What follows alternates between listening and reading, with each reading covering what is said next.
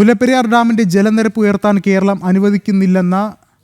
അനുവദിക്കാൻ സാധിക്കില്ല എന്ന് ജലവിഭവ മന്ത്രി മോൻസ് ജോസഫ്. ഡാമിന്റെ ജലനിരപ്പ് വർദ്ധിപ്പിക്കുമെന്ന് തമിഴ്നാട് സർക്കാരിന്റെ ബജറ്റിൽ പ്രഖ്യാപിച്ചിരുന്നു.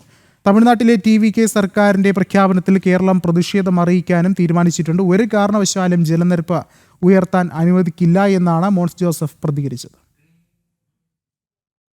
തമിഴ്നാട് സർക്കാരിൻ്റെ ബഡ്ജറ്റ് പ്രഖ്യാപനം മുല്ലപ്പെരിയാർ ഡാമിൻ്റെ ജലനിരപ്പ് ഉയർത്തുന്നതുമായി ബന്ധപ്പെട്ട് വന്ന സാഹചര്യത്തിൽ ഇറിഗേഷൻ ഡിപ്പാർട്ട്മെൻറ്റിൻ്റെ പ്രധാന ഉദ്യോഗസ്ഥരുടെ യോഗം ഞങ്ങൾ അടിയന്തരമായി ചേരുകയും സ്ഥിതിഗതികൾ സാഹചര്യങ്ങൾ വിലയിരുത്തുകയും ചെയ്തു.